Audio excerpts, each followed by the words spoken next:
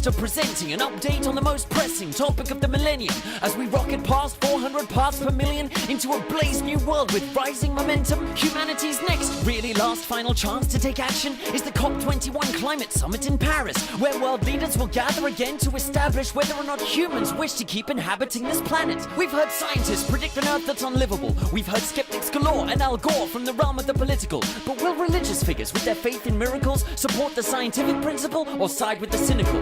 To find out, we're headed to the Vatican, where the spiritual leader of 1 billion believers will be appearing soon. This is a world exclusive, Pope Francis giving a lyrical recital of his fresh new encyclical. In nomine Patri et Filii et Spiritus Sancti, Pope Francis with a revelation for all humanity. The Earth is not at the center of the galaxy. The sun is, and actually, the Earth moves around it. Wait, sorry, that was an old announcement. Found it. The church thinks Hitler is not good. He's evil. God damn it, that's an old one as well. Wait, people. Here.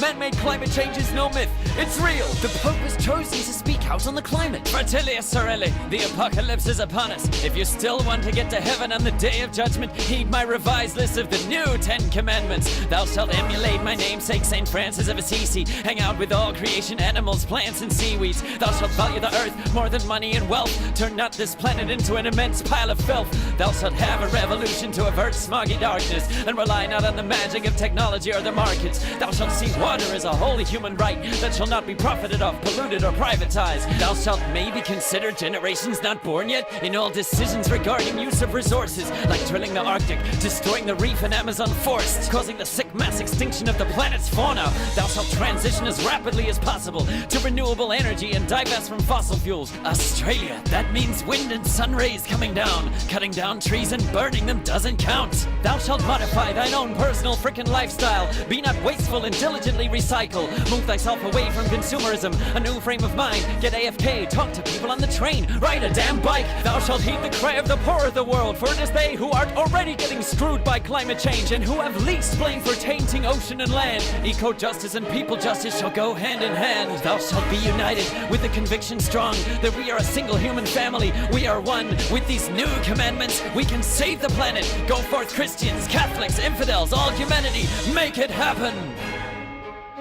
Thank you, Pope Francis, for spinning these commandments. Worldwide, people are praising the Church's advances in calling for radical action on climate change, an issue so contentious. The Vatican will do anything to remain relevant. You've also received rebuke from those who deny climate change, like Jeb Bush, and I quote, "I don't get my economic policy from my bishop, cardinal, or pope." Yeah, he gets it from his Exxon lobbyist, analyst, and CEO. So you're saying we must care for the poverty-stricken, just like St. Francis, who renounced all possessions. Does this mean the Vatican will share its massive wealth with the people? No, figlio mio. We keep the gold, so it doesn't tempt them to evil. Wait, a guest is beaming in at huge speed. It's Terrence Moonseed, here to speak to the Holy See. Holy shit, Galabalibtards, your perception is flawed. This Pope is no different from any that have come before. The Catholic Church is still a malevolent place, full of satanic agents of Dagon, the fish-headed god of the Assyrian race. Look at his fish hat. He's still trying to trap you into praying to a fake deity. The only change is he's now got a PR agent to make you believe.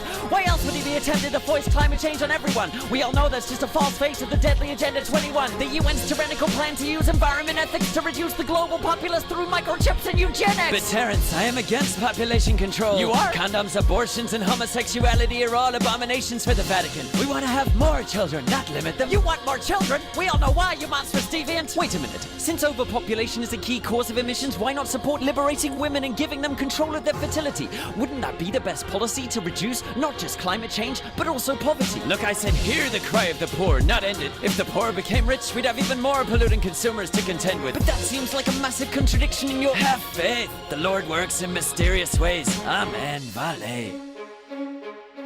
And thus we close, and thank Pope Francis for his verses. One thing certain, it doesn't take persons of religious persuasion to appreciate the significance of this sermon.